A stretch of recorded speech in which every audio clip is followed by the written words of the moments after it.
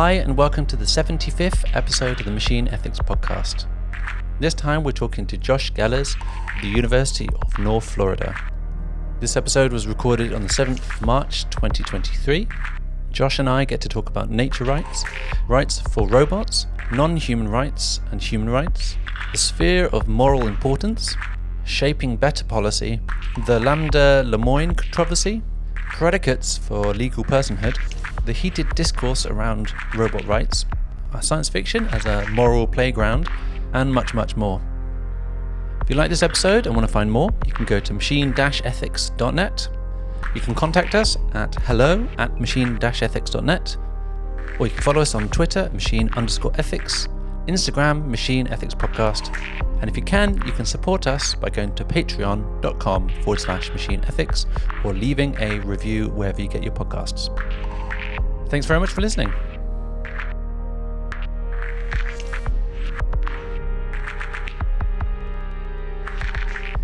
Cool.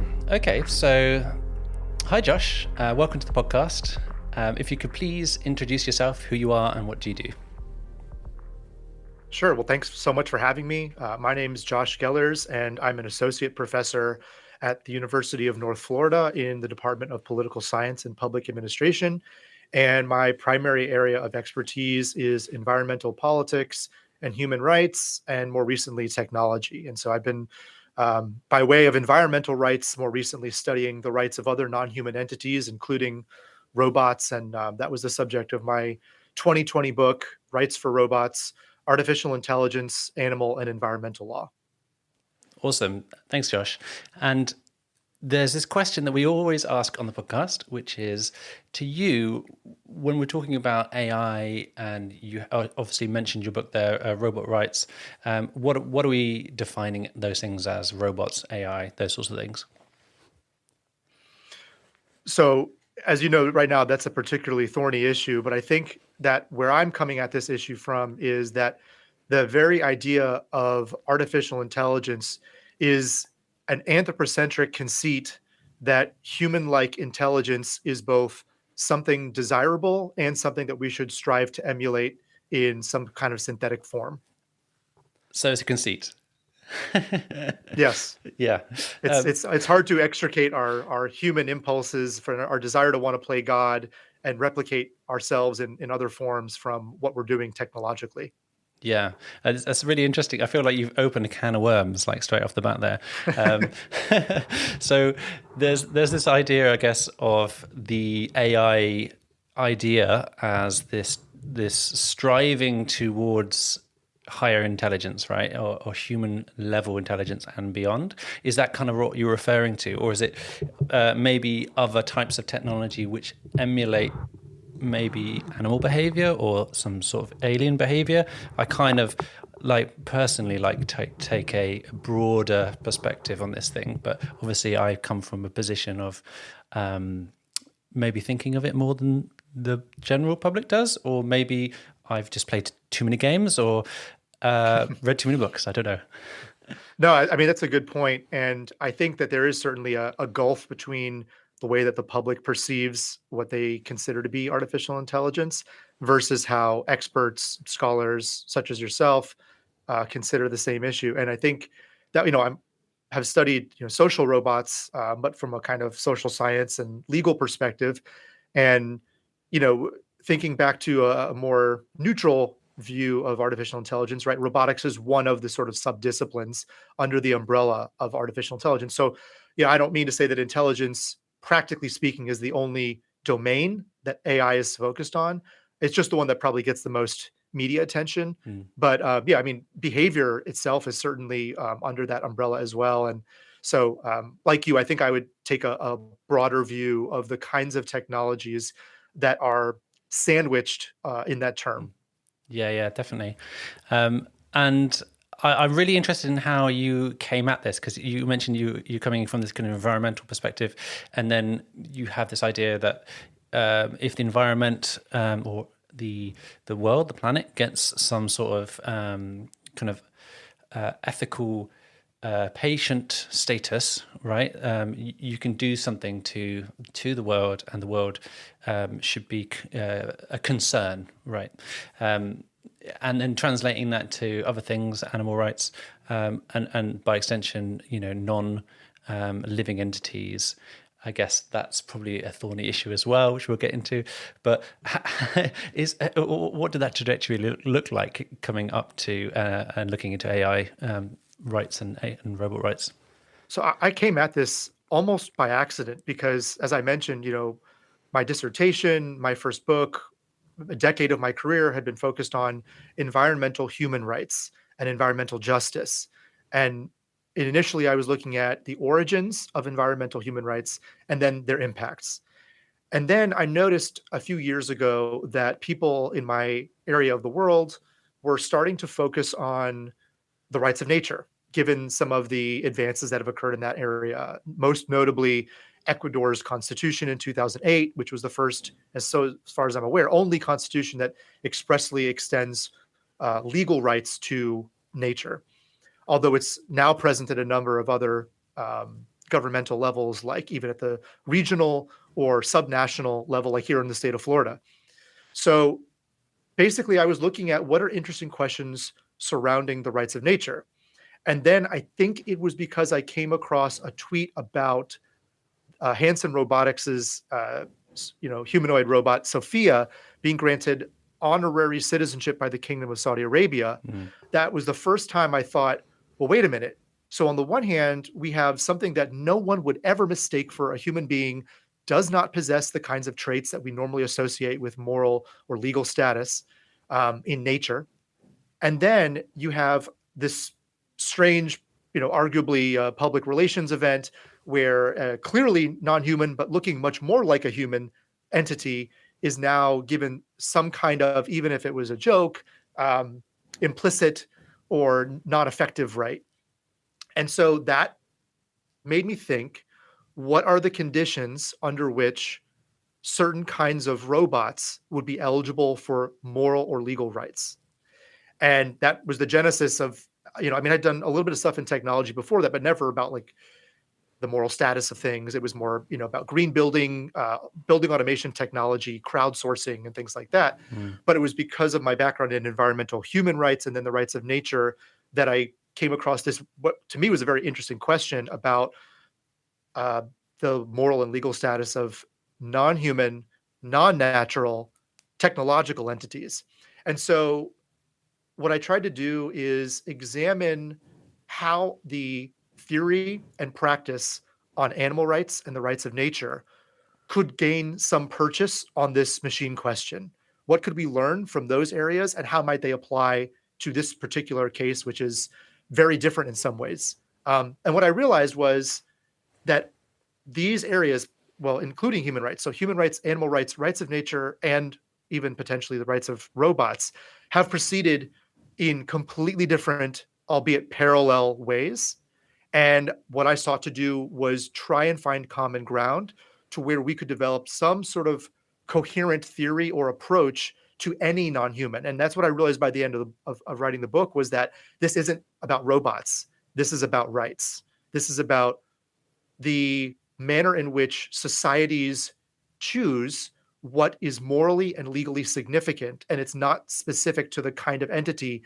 It's about the development of rights discourse, jurisprudence, and how that evolves over time. Giving it that framing, you could almost then apply it to humans and then see if they satisfy those conditions, right? Absolutely. This is one of the ones that I came across when I was giving a guest lecture in a dignity law class. And I was talking about dignity for non-humans. And this is, again, a class that's specifically focusing on dignity rights. And even the students there said, it's been a semester. We still don't really know what dignity is. And in terms of how it relates to rights theory, it's circular reasoning. It's humans have dignity and therefore they have rights, and only humans have dignity, therefore only humans have this, kind of like human rights. Yeah. And so I view dignity as very unproductive as a way of justifying the extension of rights. And I think that there are other ways that might be more productive, like Nussbaum's conception of flourishing. I feel like that's a closer parallel to the justification used for the extension of human rights than whether something has dignity or not. So I think dignity is ultimately unhelpful, but it does get us to think about, well, what are the kinds of criteria that would satisfy the extension of rights for a number of different entities, including humans and others? Mm-mm. And I guess the question is that if you have this kind of like this framework that you can apply to different entities, and then you have to, I guess it's another view onto what an entity is. And I think you actually pull this out in some of your articles that those entities could be both a singular robot device or some sort of multitude robot device or some sort of AI disembodied thing, and there's kind of levels of abstraction that you can then look at to apply some sort of framework. Yeah, I mean, that's the reality is I borrow from philosophy of technology, especially Latour, and and this is something that I didn't come through philosophy of technology to get there. It came through critical environmental law, which in some ways draws on some of the same ideas. And in critical environmental law, one of the really important insights is that we have this static notion of the universe of legally relevant subjects, when in reality, these things are kind of contingent on particular conflicts, moments in time, societal choices, and so on. And so the way that it's described in the critical environmental law literature is the word tentacular, where it's sort of an almost amoebic, and that these, what we consider to be sort of the sphere of moral or legal importance, expands and contracts based on the circumstances. And this is something that's really hard for a lot of people steeped in Western philosophy and Western legal theory to kind of wrap their heads around, because we're used to thinking in dyadic terms, right? We have an adversarial legal system, but also in an individualist one. So it doesn't make sense even to talk about the collective rights of indigenous groups, because that runs afoul of some of our assumptions in Western legal theory. So this really disrupts some of our conventional notions about what could be considered a proper legal subject, or even a member of the moral circle, if we start thinking in terms of actants, assemblages, hybrids, and so on. And you see the beginning of this in some philosophy of technology and environmental philosophy, but by and large, it really hasn't kind of caught on in like the AI ethics space, with the exception of a really terrific book, which I might butcher the name, so forgive me, but I think it's called Three Liability Regimes for Artificial Intelligence, Actants, Hybrids, Crowds. I think that's the title. And so it says, look, we're not going to be able to say that our legal relationship is a human using an AI in some context. It's going to be distributed, it's going to be multifaceted, it's going to be multi-agentic, and that we need to inject complexity into our legal thinking in order to properly adjust these kinds of concerns, so that we can adjudicate them properly. Mm-hmm. And I really like some of the stuff you were saying there about I'm quite a visual person, so having that kind of visual idea of contracting and like the sphere of kind of moral consideration, kind of extracting, contracting, and growing bigger. That's quite nice. I can see it, but it's also cool. Like going on, and there is so much complexity there. Like it almost feels unattainable. Dealing with the law aspect and then grappling with how you can tie these things together. I mean, I don't come from a law background, but that seems like quite a task. Do we have the apparatus for that almost, or are we kind of going on to a kind of parallel track to make these things applicable in a way? How does that work? So the short answer is it depends on who you ask. There's a terrific book by Joshua A.T. Fairfield called Runaway Technology. And his main argument in the book is we really don't need to reinvent the wheel. Law is based on metaphors. Language is based on metaphors. We can look back on historical precedent. We can look back on the way that we have treated other kinds of similarly positioned complex entities throughout time and draw on those analogies in a meaningful and productive way, so that we're not trying to, cobble from scratch brand new legal concepts that are going to be very difficult for uptake and Mm. deployment in different jurisdictions. So that's one approach, which I think it's certainly worthy of exploring how we can dig into our past and excavate things that might be useful. And then there's another perspective, which is that we do need a different kind of language. And employing that language is going to also frustrate some of these existing assumptions that we have on the way that our legal and moral systems work. And that's probably more in the direction that I've gone, again, with the critical environmental law influence that sort Mm. of courses through my work. Um, but I think that it's a great opportunity because these sorts of conversations need to be happening right now because, as the title of Joshua's book suggests, technology seems to sort of have this runaway kind of perspective or tendency. And it's always the regulators that kind of seem behind the eight ball. Mm. But and we see some of these conversations happening, whether it's in the UK Parliament or in the United States Congress or in other parts of the world, presumably. But um, I don't think that we've had enough of a diverse conversation about some of the very kinds of thorny issues that you're raising.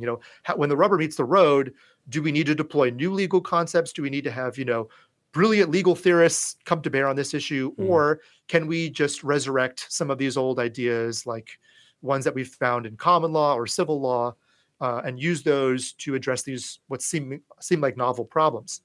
Um, but I think my gripe is that I don't see this conversation happening. I see that the discourse is all about sort of rhetorically shutting down certain kinds of technologies without thinking more carefully about the balance between privacy and innovation, or things like that. So I'd like to see us have congressional hearings where you have someone with outrageously outlandish ideas about regulation alongside people who are going to touch on more of the Fairfieldian approach, where, hey, we just got to go back into our legal theory and draw out these ideas, and they're going to serve us well in this capacity. Mm. I feel like almost feels like a Colosseum type performance. We've got you've got the gladiators on one side doing this like new stuff, and we've got these other people coming at them on the other side, and they're going to hit in the middle, and then something beautiful is going to come and flourish out of that interaction. Maybe I've got That's a very optimistic take, but but Yeah. that's the one that I'd like to think is possible.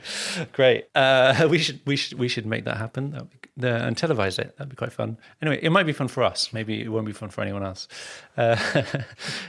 The I guess we talked a lot about kind of the kind of structural need, or not the need, but the structural nature of this and how you've come at it.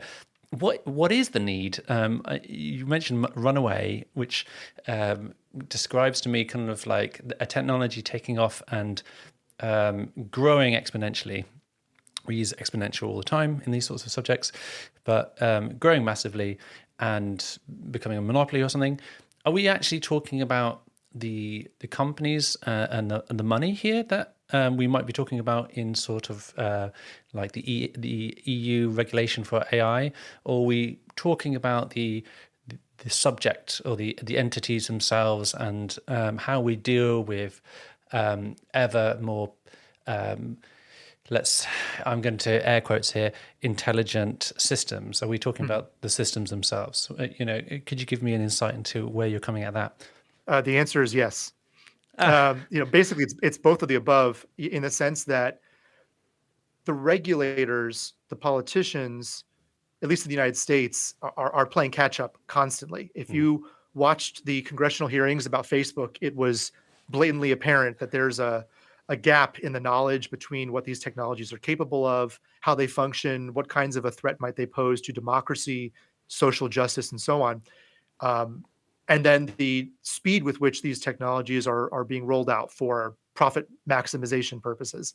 And so what tends to happen is, what's that expression? Move fast and break things. That tends to be the MO for technology development in this space. And then there's this wave of media attention around some kind of celebrated example where, technology goes wrong, or it does something that's unexpected, or lots of people begin to interact with it, like in the case of ChatGPT, and it begins to enter the popular zeitgeist in a way that might catch the attention of the regulators who wouldn't have been thinking about this otherwise. Mm. But to show you just the tremendous speed with which even something like large language models have emerged onto the public scene. The other day, I saw an advertisement. It was for something, a technological workshop for educators on ChatGPT. This is, to me, the kind of thing that needs to happen, and it happens way quicker than the regulators are figuring out whether this is even a productive technology that we should permit. And I think there's this tension, and I'm not going to say it's a productive one, but there's certainly a tension between the need to regulate and protect citizens from the malfeasance of the corporations that are rolling this stuff out, and the need to allow for the flourishing of innovation, especially where this could potentially result in societally and environmentally beneficial applications. And so you don't really want to stifle innovation and the capacity to realize, in your case, logarithmic gains in our efficiency with which we conduct a lot of our societal, business. But we also need to be wary of the motivations of the companies that are only too happy to roll this out before it's been beta tested, before they have thoroughly conducted audits about the impacts, how it might affect marginalized communities. And so the entities are a product of the motivations of the technological companies. But my argument all along has been, especially for the people who try and put cold water on these developments, that's fine. You can hold that perspective that we shouldn't be doing these things. But if you don't tell the regulators to do that today, all you're doing is sort of, it's blowing smoke into the air. If you don't actively prevent roboticists from developing maximally human-like social robots, then all you're going to be doing is pounding sand for the next couple decades. So outside of just complaining about things that are happening to you, what are you doing to help shape the discourse, help shape the policymaking process, helping to educate the politicians about the need to regulate these kinds of technologies, rather than just sort of belly aching about them in the popular press? I always jump to solutions for these things, right? So you've painted quite a damning picture of the way that we are getting to grips with this in democracy, and we could push younger people into those positions quicker and change the system that way. And that might help us with the technological kind of progression issue. But then the other side of that is, we have this capitalist issue, right? And there's stuff we can do there as well. It seems unlikely to me that if we had a more socialist type system that we would even have these problems in the first place, because we wouldn't be maximizing, that's not a word, maximizing profit in the same way we do for shareholders. We would have some other system which would probably be maximizing flourishing or social good in a way that is probably more quantifiable than my hand waving situation that I'm describing right now. But you know what I mean? It sounds like the issue there is of our own creation. So I wonder how, apart from kind of changing the systems, what would you suggest that people do to kind of participate? Well, on the one hand, I think there are mechanisms through participatory democracy that people need to think more seriously about engaging with. And so, for example, in the Biden administration here in the U.S., they have rolled out an AI Bill of Rights, and citizens had an opportunity in the lead up to the rollout of the AI Bill of Rights to participate in its shaping. As a citizen, I wrote a comment to the Office of Science and Technology Policy, just sort of expressing my views on some of the ideas that were tossed out in the preliminary stages. I encourage everyone to participate in those kinds of processes. When I was an intern in the Department of Commerce back in college, one of my tasks was to summarize the constituent comments about a massive free trade agreement that never came to pass. But it showed me that the office was taking this very seriously and wanted to be able to communicate to the leadership in the agency what the American public thinks about this particular initiative. And so I think that in especially democratic societies where these policies are being rolled out, whether it's in the UK, even parts of the developing world where these sorts of opportunities, I think that people should take 5-10 minutes, look over what sorts of things are being presented, and then give their perspective and really think about how it affects them, their community, people like them, how they want to see these technologies deployed in the real world. So that's one thing, is that citizens can actively participate in shaping what technology policy looks like. The other thing, as you mentioned, and this is a piece of advice I give when discussing environmental justice, is we have seen tectonic shifts in environmental policy, even over the past 2 administrations. I mean, night and day. And so if you want to see better policy shaped, better policies that more reflect your values, in some cases, this may require, it doesn't have to be necessarily younger people, although they clearly have a role to play in this process. But I think we should not only elect people who better represent our values, but run for those positions ourselves. That's one of the great things about being in a democracy, is you have that opportunity to play a role in the decision making, not only as a citizen, but also as a policymaker. And I think we need to encourage more people, more diverse people from historically marginalized backgrounds to put their name in the hat and to run for these positions, so that we don't wind up with the same old baked in policies that don't reflect how the world is going. And I think if we had more diversity, if we had a broader set of values and more debate over the kinds of policies that we want to see implemented, that we would do a lot better for ourselves in terms of addressing the kinds of existential or very on the ground practical concerns that AI in particular has animated. So we've talked a lot about the one side of that argument that we alluded to earlier, and I think one of your articles that you wrote is a good example of the other side of the argument, which was about Google Lamda and the kind of controversy around that whole debacle as some kind of learning point, almost to think about this slightly differently. Do you mind just giving us a quick, brief overview of that and how you're thinking about it? Right. So the Lemoine Lambda controversy, to me, signaled an opportunity to have a robust discussion about the prospect of moral or legal status for artificial intelligence. It kind of began on the wrong foot, which is not to Blake's fault necessarily, because he is someone who works in the AI space. He's not a philosopher. He's not a legal scholar. And the way that piece kicks off is when I describe how he emailed me early on during when this controversy was sort of not quite yet known to the broader public, and he asked me about soliciting legal representation for Lambda, and on the basis that to him it had demonstrated its capacity for sentience, and therefore it was sort of eligible for legal personhood. That's not the way that it works. Right. And in my book, I talk about this, that the basis for legal personhood is not dependent on sentience.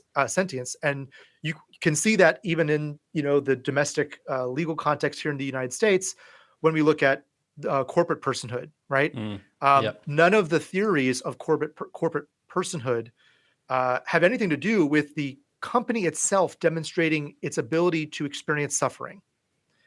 So I think he didn't understand initially what legal personhood is predicated on, and then from there took this as the proper approach by which you could then get legal representation and defend its legal rights.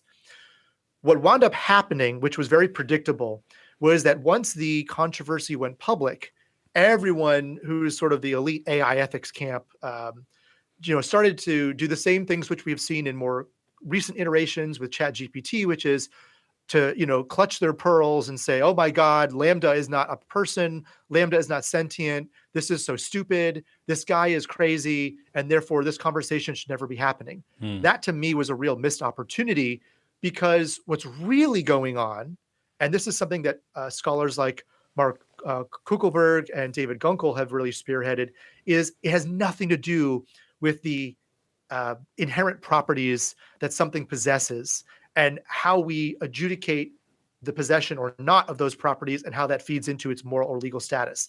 Because there is no coherent theory at present, although animal rights theorists are very interested in promoting sentience as sort of the sine qua non of moral status and then eventually legal status. Instead, what we saw was that the way in which Blake related to and communicated with Lambda to him in that sort of minor universe of communication suggested a kind of moral relationship. And so instead of saying, all we have to do is apply an algorithm, ironically, to determine whether Lambda is sentient or not, and then therefore it would determine whether it is eligible for legal personhood, what we should have been asking is, how do people and other entities relate to each other? And what kinds of obligations do those relations generate? And so, again, what's lost in this is that it isn't just about how humans relate to technology or how humans relate to nature, but how those entities may relate to each other. And one example of this that I came across in the process of writing my book was zebrafish. And there's some research that looks at how zebrafish, the biotic ones, interact with and engage with robotic zebrafish. And so, no one really talks about that as well, because they think probably it's not relevant for ethics. But that's where I would like to see the conversation go around. What are our broader kind of meta-ethical assumptions about the way that the world should look? And then how does that trickle down into more specific ideas, laws, regulations, policies that govern social life between humans and each other, humans and non-humans and themselves? And I think you've kind of demonstrated the higher level idea of ethical thinking, ethical philosophy, the idea of that, what is going to be the correct direction, the flourishing, what is our interconnected social relationship, and how does that become better, or how do we decide? And that's for me, that's really what this whole thing's about, right? And one of the things I like to talk about when I'm doing talks and talking about AI ethics and things like that. So it sounds like you don't really want to give machines or AI things, let's say, what was the word? Kind of multitudinal. Multiple things. You don't want to give these things personhood, in the sense that you're wholesale giving them rights and obligations that we humans have attributed to ourselves. You see this as a chance to discern what obligations we have towards other things in the world, possibly the world itself, other animals, and AI entities. Am I getting that right? Is it? And if so, is there? Yeah. Sorry. And is there a level where we are suddenly going to reach a threshold where that becomes more important, or we start dishing out these obligations, or is it more about having that framework to have at the ready to apply when it's necessary? What's that look like? Well, I think you've characterized my overarching perspective accurately, which is, again, it's sort of in line with a Levinasian approach that we are driven by the ethics, and we have to really consider what we want our ethics to be, what it looks like to be good in the world, to inspire beauty, have a good life, and so on. And then that will kind of dictate how we treat other things and each other.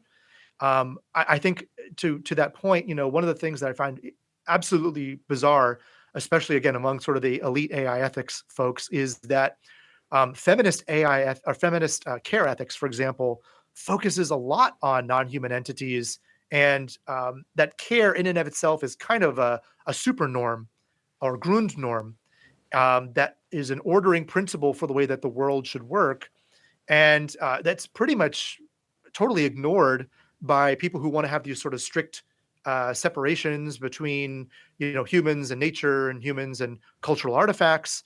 But if you look at feminist care ethics, you look at literature on queer ecologies. There are all these different ways of thinking about what kinds of obligations there should be on the basis of these meta-ethical principles.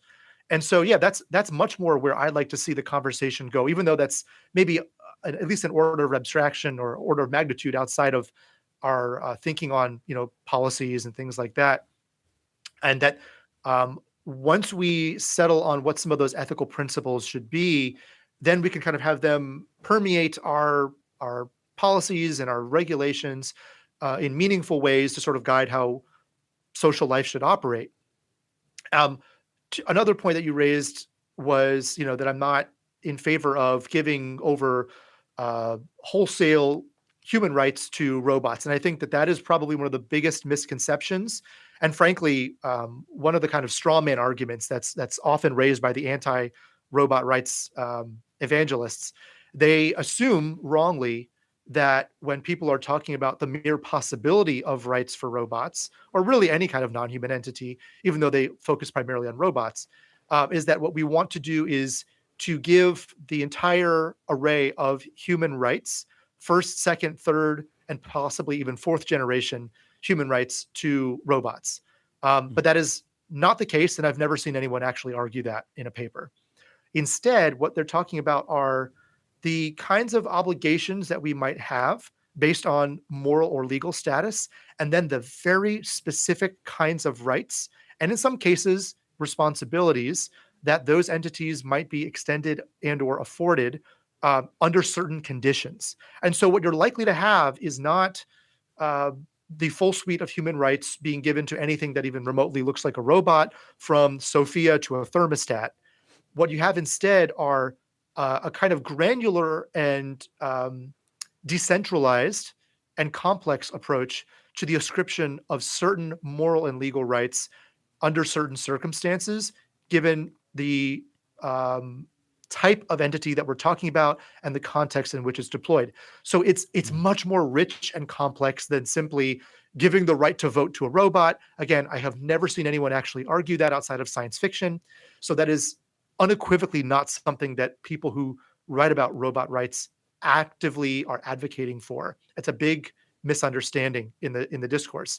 What I would like to see is the conversation about what a good life looks like, how to treat everything in our space so that we live more,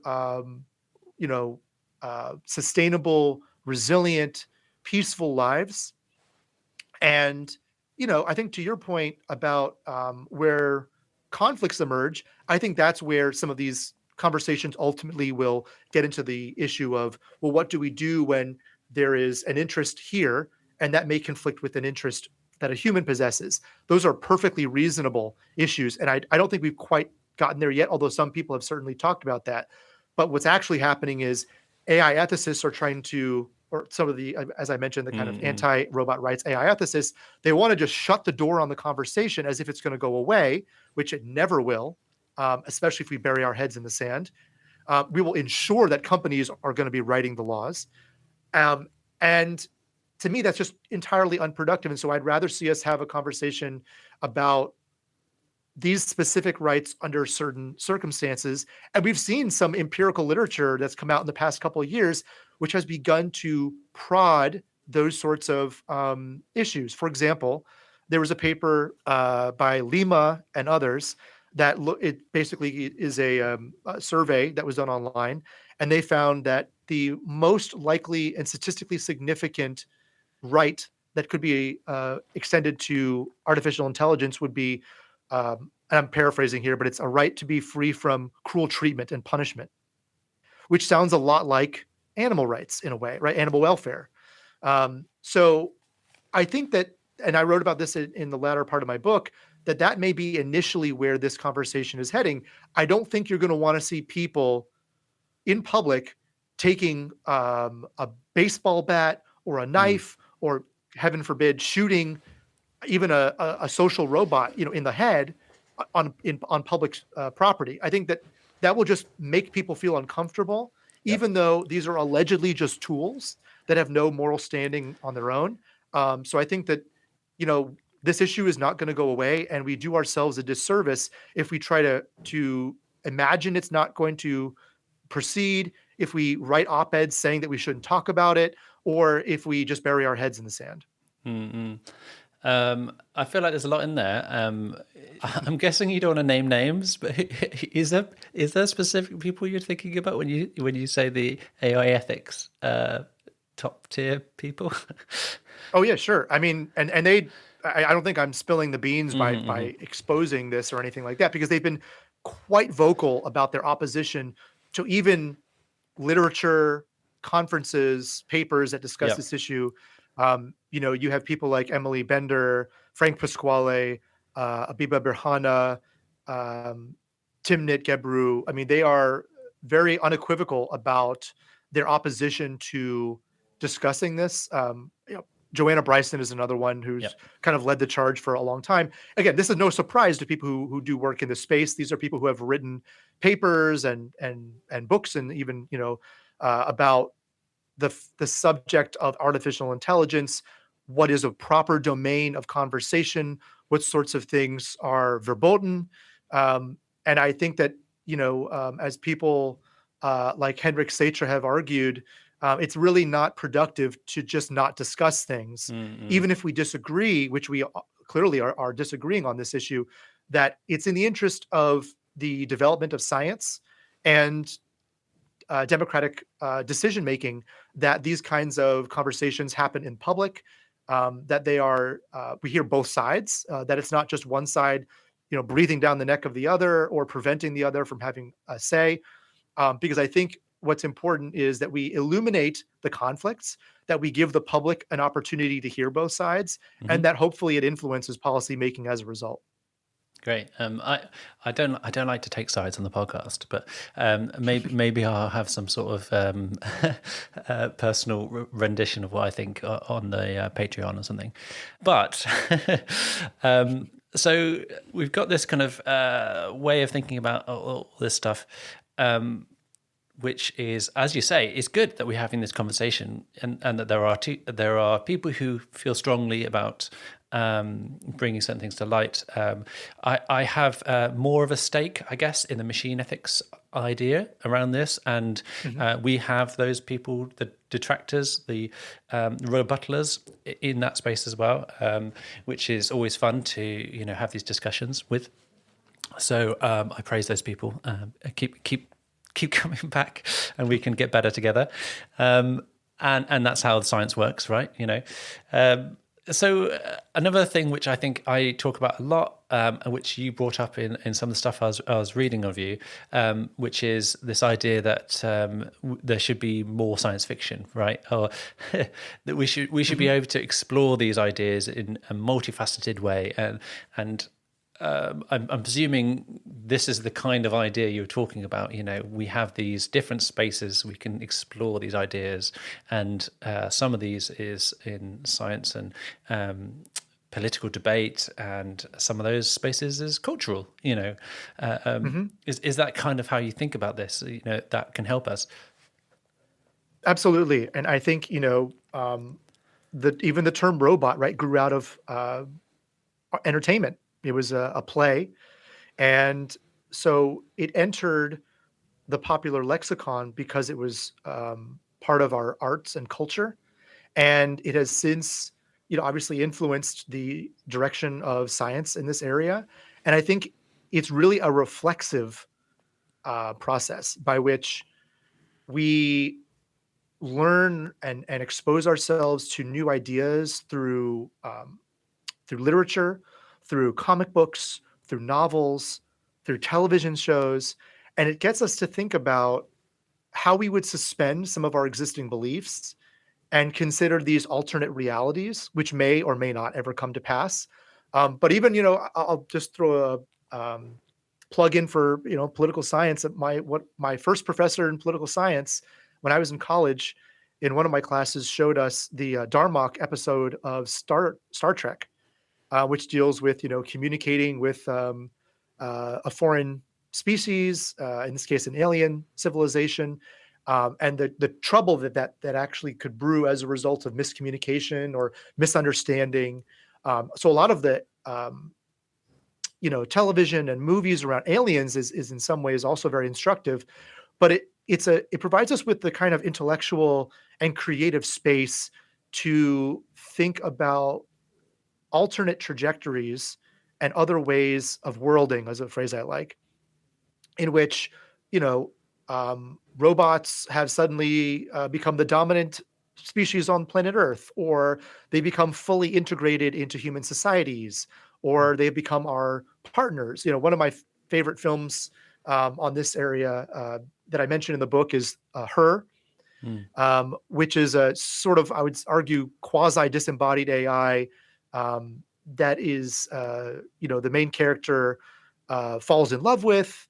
I think actually what for me was so impactful about this was the parallel to the phenomenon of catfishing. And this is one that I brought up in a talk I gave about robot rights a couple weeks ago. You know, um, Catfishing is really interesting because it is, at least until ChatGPT starts going on dating sites, it is involving another human who is deliberately being deceptive, which is Mm. something that a lot of people in the AI ethics camp accuse the companies of doing, right, when they're developing these chatbots and things or even robots, that they're deliberately deceptive. But here you have a social phenomenon where one party is being deliberately deceptive and the other party doesn't know that. And they are buying into it wholesale. Mm. And they find themselves emotionally involved. And then at the very end, oftentimes, although not always, the person who is at the wrong end of this experience finds out that they had been lied to all along. The person is not who they said they were.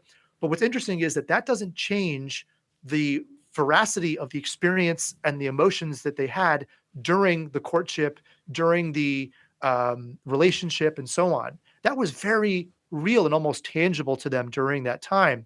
And I think that that's a way to think about what happens between humans and robots, or humans and AI. Maybe a less controversial example, maybe, or in some ways, maybe more controversial example, are those posthumous chatbots that have been developed to simulate a deceased loved one, to kind of keep their personality going into the future, so that the people who survive them can continue to interact with them. And that may serve a kind of evolutionary function in terms of how we grieve, how we process our emotions in the wake of someone's passing. There are also clearly downsides. Imagine, for example, that entity which you allege to, or you believe that is your deceased relative, or someone who's a simulacrum of your deceased relative, intersperses in your communication that, hey, you should go change your tires and here's a $10 off coupon. I mean, there's clearly some, capitalistic Mm. implications here that would be very unsavory. But again, getting back to sort of the popular culture, I think of, that movie Her is really impactful. There's another great movie. Well, maybe great's too strong of a word, but I saw it on a plane and it made me think a lot. The movie Archive, which was a few years old now, but also has a really great twist, which I won't ruin for anyone, but basically plays off of this idea, or two ideas. One is the sort of evolution of robotics and how we are trying to make them more and more human-like on the one hand. And then also this idea of capturing someone's memory artificially and storing it, and what would be the sort of moral, ontological, legal status of someone's personality if it was housed, in what looks like kind of an old stereo system, and that allows for the continued discourse between themselves and the person that is longing for them. And it plays off of these tropes, and in some ways. So I think that's a really interesting film to also consider some of these issues. But again, my main point here is just that there's this sort of dialogical relationship between the entertainment on the one hand and what's happening in the real world. And I think it's beautiful. And I think that it is important because it gives us the space to consider what these worlds could look like if we see technology develop in this direction. And, it provides us with an opportunity to pause before these things are actually rolled out in the real world, and to ask questions about whether this would be societally beneficial, or what are some of the harms that might be relevant in these cases. So Yeah, I think that science fiction is very generative, and we kind of dismiss it at our own peril. I mean, I think in more recent years, I think some of those examples of the Black Mirror, for example, you know, it's very often you might find in discussion, oh, that's very dark, you know, that's very Black Mirror or something like that. So you can see how the people are relating to this cultural artifact to something that actually might be brought about, or you're saying it in terms of, oh, actually that's unethical, or that, you know, that's going to be a problem down the line in some way, or it's risky or whatever. And you start having, like you say, this kind of conversation where you're actually pulling the language from culture almost, and going, okay, well, Oh yeah, the social credit system, which was featured in Black Mirror. yeah, I'm currently using an app on my phone as part of my car insurance that monitors my driving habits using an algorithm to determine how safe of a driver I am. And that will, depending on if I score well enough, provide me with a discount on my insurance premium. And that's capturing, information about where I'm going, when I'm going, um, the speed with which I'm driving, how hard I'm braking.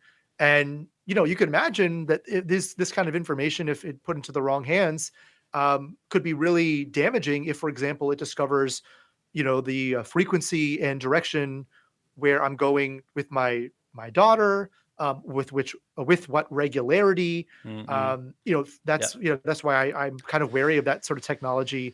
So I think that, Black Mirror in particular is certainly focused on, as the name suggests, the dark side of these sorts of applications. But I think it's actually really important, again, to sort of suspend some of our beliefs and to think about what would this world look like if these unchecked technological developments, especially in the hands of corporations, were to proceed without any kind of meaningful regulation. I also got very strong opinions about insurance, but I won't go into that either. Yeah, and so obviously the flavor of the month at the moment, ChatGPT, generative AI, that sort of thing. How are you feeling about this? Do you have any comments? There's a lot to go in there, but what are you thinking? Conversation right now on ChatGPT in light of the anniversary of the stochastic parrots paper is pretty relevant. And there's all kinds of controversy around that. There's controversy surrounding the responses to stochastic parrots.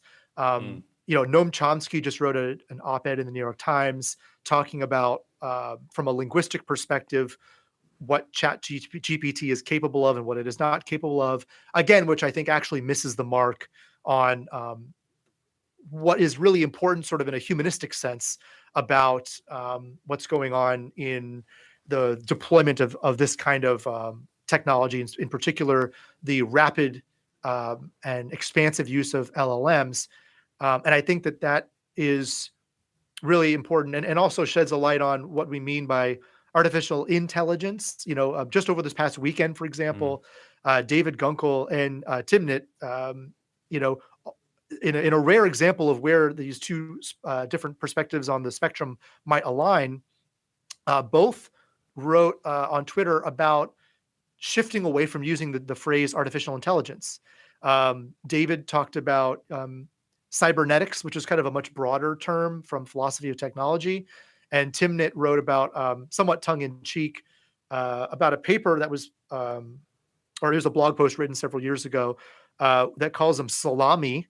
And it is an abbreviation which means systematic approaches to learning algorithms and machine inferences. And the goal here is to just move away from this rigid construal of artificial intelligence that Noam Chomsky sort of unwittingly falls into in his op-ed by saying intelligence is X and only X, which reifies some of the concerns about, how we view moral and legal status in a very strict way, but also, I think, animates concerns about, thinking of intelligence in a very singular format in ways that have been used against people of color in the past. I don't think that was his intention, by the way, but I think that because of his perspective, he sort of like went right into intelligence is this, And so ChatGPT does not satisfy that criteria. Therefore, it is not, um, you know, mirroring or exhibiting human-like intelligence in Mm-hmm. any kind of important way. So I don't know if any of that stuff is relevant. I'd be happy to talk about that. I think you just have. Okay. um, yeah, I understand how people can get caught up in this idea of the category, right? The artificial intelligence Mhm. ness of whatever we're talking about. And the AI has so much baggage and so much culture related to it over so many years that you have all these subcategories. You have quite boring algorithms now where they were cutting edge and full AI back in the noughties. You have all these pathfinding algorithms which are well understood and used in computer games, and then you have expert systems and semantic systems, which were big in the 80s, and you had these massive learning systems which you had to give it loads of stuff and it would be able to make connections and logical inferences from input. And now you have all this machine learning stuff, and by extension you have large language models, as you referred to earlier, and they're like built on this idea of large amounts of data into very simple algorithms, actually stacked into massive arrays of numbers, produces some almost, let's say, magical output. But essentially, like you were saying with the stochastic parrot, it takes data and it finds connections. It finds things which are relevant in that information to be able to fulfill some sort of goal. In this case, the large language models are there to predict the next word, given that we have all this data, so that we know roughly what the next word could be. And that's a very brief overview of how of some of these systems. And there's like artificial life and automata and loads of other things under there as well. Do you get hung up on this kind of the brevity of this stuff, and there should be easier to talk about it, or there should be more subcategories, or the intelligence thing is obviously a problem because it's hard to define. Same goes for consciousness and sentience. We kind of talked about briefly earlier. Are those sorts of things that you find yourself coming back to? Or do you kind of say, in this instance, this thing is exhibiting these characteristics and therefore I can talk about it in this way? I feel like I've said a lot there, but like...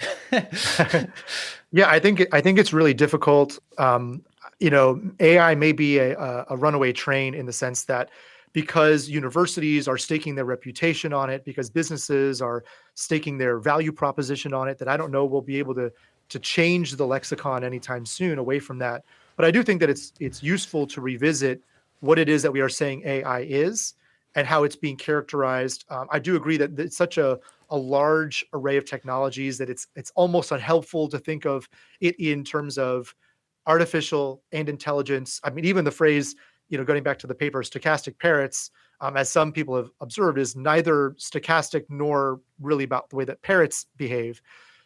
So maybe that's sort of a flawed analogy in a way, but I do think it's productive to continue to talk about what it is that these things are actually doing, the manner in which they're being deployed, the risks that they pose, not just to humans, but to non-humans as well, to the environment, to animals, maybe even on a planetary scale. So I'd like to see more of the conversation, less hand-wringing about the verbiage and more focused on, again, these bigger picture questions. And I don't mean this sense of, do we have the right list of AI ethics principles? Because that's already kind of been done to death. And I think enough people have criticized the lack of teeth that these AI ethics principles have, that it's not useful if it's not being implemented and enforced. So let's move away from principles. Let's move toward regulations. Let's have people from varied communities talk about the manner in which these things are causing actual harm. I think that a great rubric for this, which has only recently begun to be discussed in this context, but I'm glad it is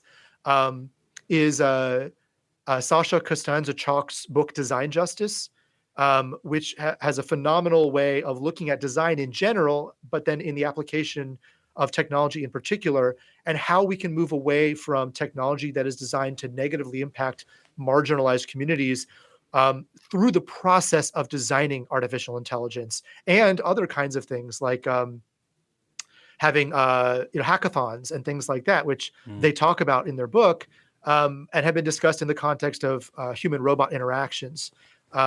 So I think that is really where I'd like to see things going, because to the credit of the people who are the elite AI ethics folks who are very vocal on Twitter, I think that they do present a real clear and present danger that companies pose, especially to people who are vulnerable in our society, by the unfettered rollout of technologies for the purposes of maximizing profit.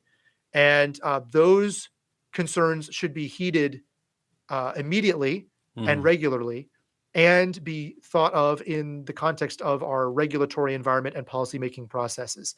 So I think, maybe to kind of put a pin in some of this or summarize, I think that the debates over the definitions of things miss the forest for the trees that these technologies are.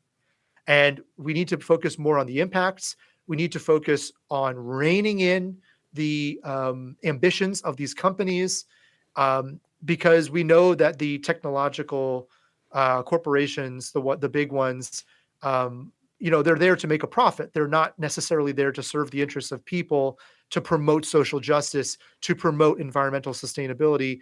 And so I'd like to see us double down on focusing those, holding companies accountable, making our elected officials sensitized to these kinds of issues, and then legislating solutions to the problems posed by AI and other forms of technology. Wicked. Thank you very much. I think we've reached the end now. I feel like this is a conversation that could keep running and running and running. So thank you very much for your time, Josh. It's been a real delight. How can people talk to you, find you, read your stuff? Sure. There's a couple ways. I'm pretty active on Twitter at Josh Gellers. I have a website, joshgellers.com. My email is josh.gellers@unf.edu. And then, I'm on LinkedIn and other social media platforms as well. So look for me there. And I would encourage anyone who is skeptical on the issue of robot rights to at least do the reading, which is something that we always kind of advocate for. And so my book, Rights for Robots, is available for free to download either through Amazon or through Rutledge's website. So you can just download it and read it for free there. And then, you can feel free to like it or dislike it. But I think being exposed to the different ways in which different scholars and disciplines are thinking about this issue is really crucial. And so just to continue being part of that discourse and reading widely is really important. Okay, thank you, Josh, and I'll speak to you soon. Thanks very much. I appreciate the opportunity. Hi, and welcome to the end of the podcast. Thanks again for Josh for coming on the podcast.